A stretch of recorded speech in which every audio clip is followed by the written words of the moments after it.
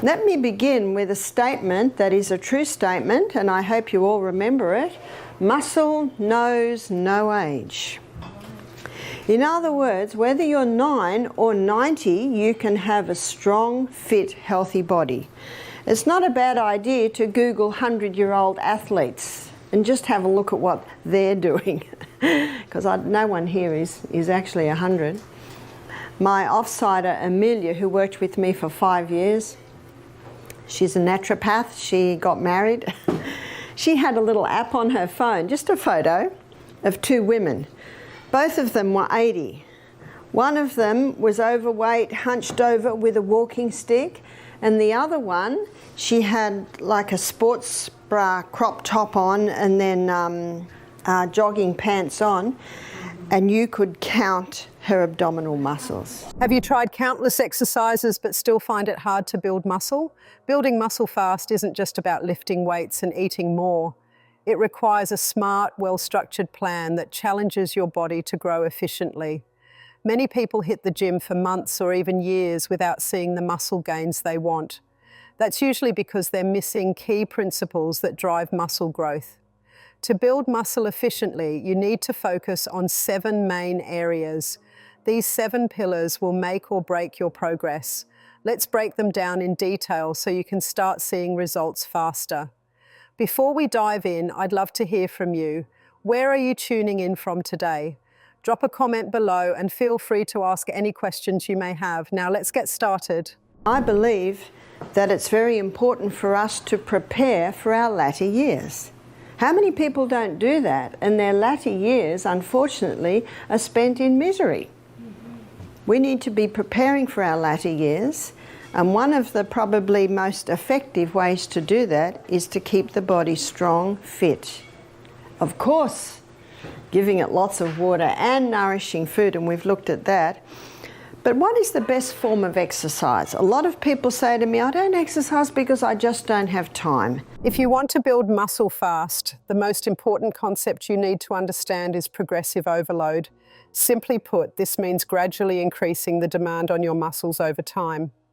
Your body won't build muscle unless it's forced to adapt to increasing levels of stress. The easiest way to apply progressive overload is by increasing the weight you lift. If you're lifting the same weight every week, your muscles will get used to it and growth will stall. Instead, aim to add small amounts of weight to your lifts whenever possible. For example, if you bench press 135 pounds today, try to push it to 140 or 145 pounds in a couple of weeks. Even small increments of 2.5 to 5 pounds can add up over time and result in massive strength and muscle gains. Lifting heavier weights helps your muscles grow, but it's not the only way to get stronger. There are other ways to challenge your muscles and keep making progress. One way is by doing more repetitions. If you usually do an exercise 8 times, try doing it 10 or 12 times instead. This makes your muscles work longer and helps them grow over time. Another way is by doing more sets.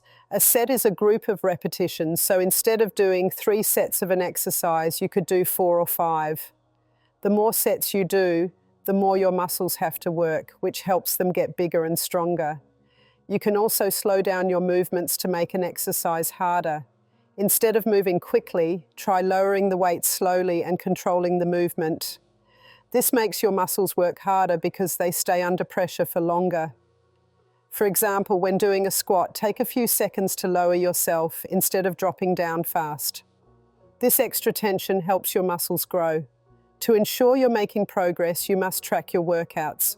Many people show up to the gym and guess what they lifted last time. This makes it impossible to know if you're progressing.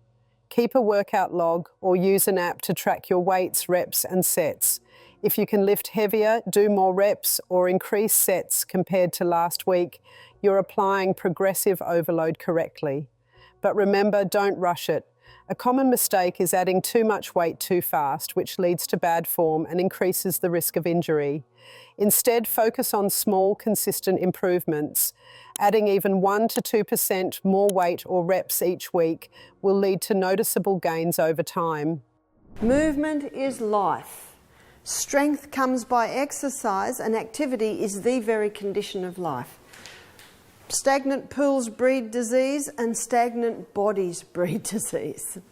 And we've come to a time in Earth's history where people don't actually need to move that much because we've got cars and buses and trains and planes and vacuum cleaners and automatic washing machines, and people don't even use elbow grease to wash the showers now. They just use sharp chemicals. And because activity is not a necessary part of most people's lives, many people are getting sick because their bodies are not moving.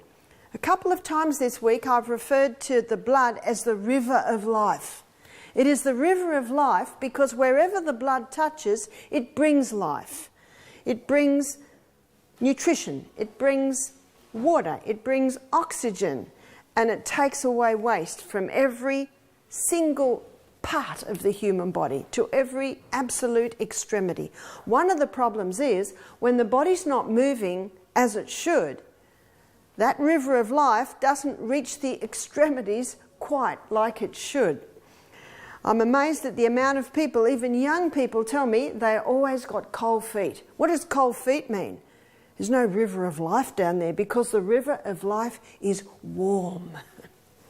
So any part of the body that's cold, it's an indication the river of life's not getting there. And if the river of life is not getting there, death can start to happen in those parts of the body. Number 2, prioritise compound movements. Not all exercises are equal when it comes to muscle growth. If you want to build muscle fast, you need to focus on compound movements, exercises that work multiple muscle groups at once. These movements allow you to lift heavier weights, recruit more muscle fibers, and trigger greater muscle growth compared to isolation exercises. The best compound exercises are the ones that work multiple muscles at the same time, making them the most effective for building strength and size. Squats are one of the best exercises because they work your legs, glutes, and core while also helping to strengthen your lower back. They are great for building lower body strength and improving balance. Deadlifts are another powerful exercise because they activate almost every muscle in your body. They work your legs, glutes, back, core, and arms, making them one of the best exercises for overall strength and muscle growth. The bench press is a key movement for building upper body strength. It mainly works your chest, shoulders, and triceps, helping to develop a strong and muscular upper body. Pull-ups and chin-ups are some of the best exercises for strengthening your back and biceps. They require you to lift your own body weight, which makes them very effective for building upper body strength. The overhead press is great for building strong shoulders while also working your core to help keep your body stable. It is one of the best exercises for increasing upper body power. Rows, whether done with a barbell or dumbbells, are important for building a strong back, biceps, and forearms. They also help improve posture and overall pulling strength, making them a great exercise for balancing out your upper body. Many beginners focus too much on isolation exercises like bicep curls and leg extensions. While these exercises can help shape your muscles, they should not be the foundation of your workout routine.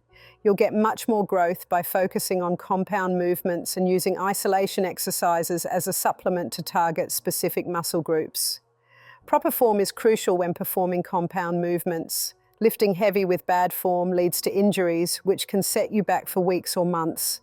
Focus on controlled movements and full range of motion to maximize your muscle engagement.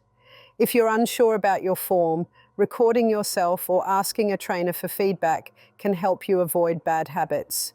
Another important factor is training frequency. Instead of training each muscle once per week, which many bodybuilders do, research shows that training each muscle group 2-3 times per week leads to better muscle growth. For example, instead of a chest day once a week, incorporate bench press into 2 or 3 of your workouts. This increases muscle stimulation and recovery efficiency, leading to faster gains. Number 3, optimize your nutrition for muscle growth. Lifting weights breaks down muscle fibers, but your diet is what rebuilds them bigger and stronger. If you're not eating properly, your body won't have the fuel it needs to grow muscle. The most important thing to focus on is eating in a calorie surplus. meaning you consume more calories than you burn. To build muscle, your body needs 3 important nutrients: protein, carbohydrates, and fats. Protein is the most important because it helps your muscles grow and repair after exercise. Without enough protein, your body won't have the building blocks it needs to get stronger. A good amount to aim for is between 1.2 to 2.2 grams per kilogram of your body weight. The best sources of protein are foods like chicken, beef, fish, eggs, dairy products like yogurt and cheese, and plant-based options such as beans, lentils, and tofu. Carbohydrates give your body energy. When you work out, your muscles use up a lot of energy, and carbs help refill that energy so you can keep training hard. The best kinds of carbs are ones that give you energy for a long time, like rice, oats, potatoes, and fruits. These foods keep your energy levels steady and help your muscles recover faster. If you don't eat enough carbs, your body might start using protein for energy instead, which means less protein is available to help your muscles grow. Fats are also very important because they help your body produce hormones like testosterone, which plays a big role in building muscle.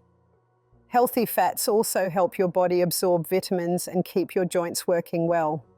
Some of the best foods for healthy fats are avocados, nuts like almonds and walnuts, olive oil, and fatty fish like salmon. Eating enough healthy fats will help your body work properly and make it easier to build strong muscles. Meal timing also matters. Eating a protein-rich meal before and after your workout helps with recovery and muscle growth. A post-workout shake with protein and carbs can speed up recovery and replenish glycogen stores. Hydration is just as important as food. Muscles are made up of about 75% water, and dehydration can drastically reduce performance and slow recovery.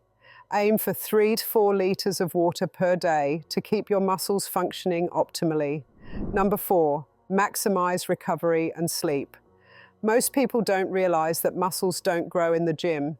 They grow when you rest. If you're constantly training without giving your body time to recover, you'll slow down muscle growth and increase the risk of overtraining. The most crucial factor in recovery is sleep. Your body releases growth hormone when you sleep, which is essential for muscle repair. If you're not getting at least 7 to 9 hours of quality sleep per night, you're limiting your ability to build muscle. Overtraining is another common issue. Many people think training more often will lead to faster gains, but training every day without rest can backfire. A good rule of thumb is to train each muscle group 2 to 3 times per week, with at least 48 hours of rest before hitting the same muscle again. Active recovery methods like foam rolling, stretching, and light cardio can help improve blood flow and reduce soreness. Supplements like creatine, omega-3s, and magnesium can also aid in recovery, but they should never replace a solid diet and sleep routine. Number 5, train with intensity and focus. One of the biggest reasons people struggle to build muscle quickly is that they go through their workouts without enough intensity or focus. It's not just about showing up at the gym and moving weights around. Every single set, every rep, and every rest period needs to have a purpose. When you train, you need to push your muscles close to failure. That means lifting a weight that challenges you, not one that feels comfortable. If you're doing a set of 10 reps, but you could have easily done 15, you're not pushing hard enough. The last few reps should be tough, forcing your muscles to work at their limit. This is where growth happens, when your body is forced to adapt to the stress you put on it. Lifting with intensity also means eliminating distractions. If you're spending half of your workout scrolling through your phone or chatting with people, you're not training with focus. When you step into the gym, your mindset should be locked in. Think about each exercise, feel your muscles working, and control every movement. Rushing through your reps or using sloppy form just to move heavier weights won't get you the results you want. Slowing down the eccentric phase, the part where you lower the weight, adds more tension to the muscles and leads to more growth. Rest time between sets is another factor that influences intensity. If you're training for muscle growth, your rest periods should be between 30 to 90 seconds for most exercises. Shorter rest periods keep your muscles under stress and force them to work harder. However, for compound movements like squats or deadlifts, resting a little longer, up to 2 minutes, allows you to recover enough to lift heavy without sacrificing form. To maximize intensity, incorporate techniques like drop sets, supersets, and rest pause training.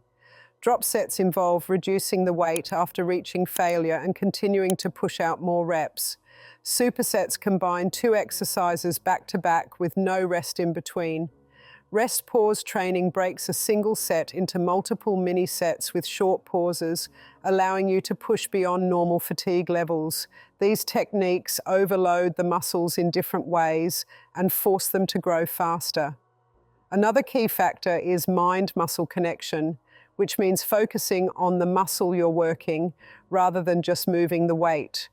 Studies have shown that lifters who actively think about contracting their muscles during an exercise activate more muscle fibers than those who just go through the motions. If you're training chest, for example, don't just push the bar up on a bench press. Squeeze your pecs at the top of the movement and control the weight on the way down. The same applies to every other muscle group. The more you engage the targeted muscles, the better your results will be. To make sure you're training with enough intensity, track your effort using a system called reps in reserve, RIR, or rate of perceived exertion, RPE. If you finish a set and feel like you could have done 5 more reps, that's too easy. You should be stopping within 1 or 2 reps of failure for most of your sets. This balance ensures you're pushing your muscles hard enough to grow without burning yourself out too quickly. Number 6, use proper exercise variation and periodization. Doing the same exercises with the same weights every week can slow down muscle growth. Your body is incredibly adaptive, and if you don't change things up, it stops responding. That's where exercise variation and periodization come into play. Exercise variation doesn't mean randomly switching workouts every time you train. It means making small, strategic changes to continue challenging your muscles in new ways. For example, if you've been doing barbell bench press for weeks, switching to dumbbells can recruit stabilizing muscles differently. If you always do back squats, adding front squats or Bulgarian split squats can shift the stress to different areas of your legs. These variations prevent plateaus and improve overall strength. Periodization refers to structuring your training into different phases, each with a specific goal. There are several types of periodization, but a simple approach is linear periodization, where you gradually increase weight while decreasing reps over a few weeks. You might start with sets of 12 reps, then reduce to 10 reps with heavier weight, then to 8 reps, then to 6. This progressive structure ensures your muscles are constantly being challenged. Another method is undulating periodization, where rep ranges change within the same week. One workout might focus on strength with heavy weights and low reps, while another session uses lighter weights with higher reps to build endurance and muscle density. This variation keeps your muscles guessing and maximizes overall growth. Beyond changing rep schemes, incorporating different training modalities can enhance muscle development. If you always train with straight sets, try pyramid training, where you increase weight and decrease reps each set, or reverse pyramid training, where you start heavy and gradually decrease weight. Another overlooked aspect is tempo training. Instead of lifting at a constant speed, controlling the time it takes to perform each phase of a lift increases the challenge. A tempo of 3-1-1-0, for example, means lowering the weight for 3 seconds, pausing for 1 second, lifting explosively for 1 second, and immediately starting the next rep. This slows down the movement, increases time under tension, and forces the muscles to work harder. Changing training variables while maintaining consistency in effort prevents stagnation and ensures continuous muscle growth. However, change should be planned, not random. Stick to a variation for at least 4 to 6 weeks before adjusting your routine to allow proper adaptation and progress. Number 7, manage stress and hormonal health. Many people focus only on lifting and eating, but overlook one of the most crucial factors in muscle growth: hormonal balance and stress management. Your body relies on hormones like testosterone, growth hormone, and insulin-like growth factor, IGF-1, to build muscle. If these hormones are out of balance, your muscle gains will slow down, no matter how hard you train or how well you eat. One of the biggest factors affecting hormones is stress. Chronic stress increases cortisol, a hormone that breaks down muscle tissue and promotes fat storage. If your cortisol levels are consistently high due to work pressure, lack of sleep, or excessive training, your ability to build muscle will suffer. Managing stress isn't just about feeling better, it directly impacts your muscle building results. To keep cortisol levels in check, prioritize good sleep, proper nutrition, and relaxation techniques. Sleep is where most muscle repair and hormone production happen, so missing out on quality sleep reduces testosterone and growth hormone levels. Aim for at least 7 to 9 hours of deep, uninterrupted sleep each night. Sticking to a consistent sleep schedule, limiting blue light exposure before bed, and keeping your room cool and dark can help improve sleep quality. Another way to optimize hormones is by managing insulin sensitivity. Eating excessive processed carbs and sugar can lead to insulin resistance, making it harder for your body to use nutrients for muscle growth. Instead, focus on whole foods, balance carbs with protein and fats, and prioritize post-workout nutrition when insulin sensitivity is highest. Mindset also plays a role. Chronic negativity and high stress levels impact the nervous system and hormone production. Practicing meditation, deep breathing, or even spending time outdoors can help regulate cortisol and keep your body in an optimal state for muscle growth. Balancing your hormones isn't just about supplements or special diets. It's about creating a lifestyle that supports muscle growth from the inside out. Managing stress, sleeping well, and fueling your body with the right nutrients will give you an edge in building muscle fast. If you found this helpful, don't forget to like, subscribe, and drop a comment below with your biggest muscle building challenge. Keep grinding, and I'll see you in the next one.